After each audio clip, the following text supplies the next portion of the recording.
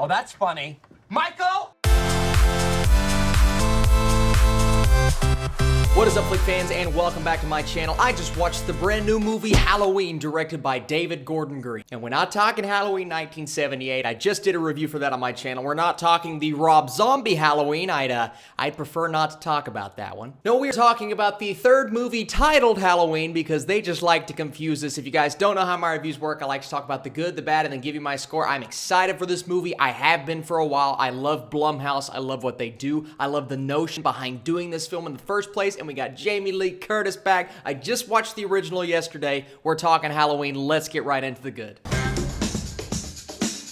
So Laurie Strode comes to her final confrontation with Michael Myers, the masked figure who has haunted her since she narrowly escaped his killing spree on Halloween night 4 decades ago. And this is a film that needed to do so many things right, and I do believe it did most of those things right to capitalize on the fact that it is a Halloween sequel, the only true Halloween sequel. Now, that's right, if you're Star Wars fans, they got rid of the EU, and now what's canon is canon. It's the same thing with Halloween. They got rid of all of the other Halloween movies. Now it's the first one and this one, both titled the same thing. What are we doing? I was excited for this for many reasons. You have Blumhouse, you have David Gordon Green, a guy who brought us a movie like Stronger. He also directed a movie like Pineapple Express. How those two set up for a Halloween film, I have no idea. But the writing team behind this is interesting as well. You have Danny McBride co-writing and producing a Halloween movie. Okay, I'm interested, and you can tell the talent behind it really shines through in the dialogue because this movie is not only really intense,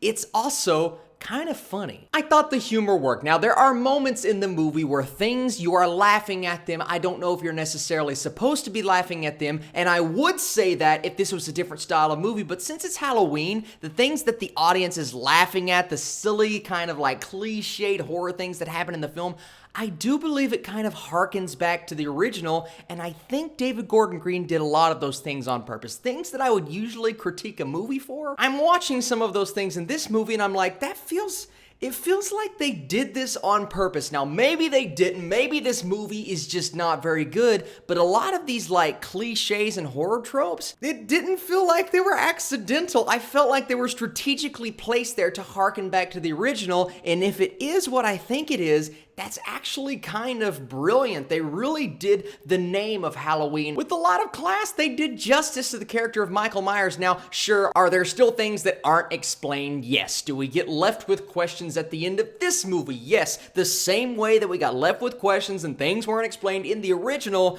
but it just sticks with that continuity. It sticks with what we know and love. It also brings you new characters that kind of reminisce what the old characters were, yet it sticks to kind of focusing on our main character. Now, I did want more from Laurie. I did want more from certain elements of the plot, and we'll get into that a little bit later, but what we got from her was fantastic. Jamie Lee Curtis was so good in this movie, and Michael Myers, the guy we are here to, or the creature that we are here to watch, yeah, it's just so entertaining to watch him. And you guys see this in the trailer, the tracking shot of following him around while he goes on a little Michael Myers killing spree, and it's not a spoiler, it's in the trailer. That was, first of all, really good filmmaking. There are some great filmmaking aspects of this film, and I'll get into that in just a second. But second of all, you just get to dig into the head of Michael Myers, and that's what I love so much about the original. Now, is this movie, for me, is it something that compares to the original? I'm not ready to say that. I don't think this is as good, or even like on the same tier as the first Halloween, but I would put it on a tier right below that. I do think it's good. I do think it's the best sequel we've had. Now, Austin, clearly you had issues with... Oh, Did I scare you? Yeah, you did. You scared the curse word out of me. That's it. Sorry. Okay, clearly this movie messed with my head, and now she's messing with my head. Okay, so Halloween 2018, what were we talking about? I can't remember. Okay, so clearly I had a few issues with this movie, but I just want to talk about, Austin, how did the movie make you feel? How did you feel while you were watching it? And even the moments where I was kind of cringing at some of the acting, and I didn't get all that I wanted out of elements of the plot, I was still really entertained. It felt like it belonged in the world of Halloween, and while it didn't have the atmosphere of the original, it didn't suck me in or terrify me or give me that really creepy vibe that the first one did, but it still felt like it belonged in this world, and it felt like the characters were true to who they were in the first movie. And yes, I was very entertained. I was laughing. We were holding each other. Me, not even Madison. This was some guy that was sitting next to me. We're just sitting there like, hey bro, how you doing? But what can I say? We had a good time. The audience was into it. People were clapping at the end. There were things going on in the audience that was entertaining, but we were all just entertained by the movie, even with the cliches and the tropes, and regardless of whether or not they were meant to be in there, it was fun to watch. I really had a good time with Halloween 2018.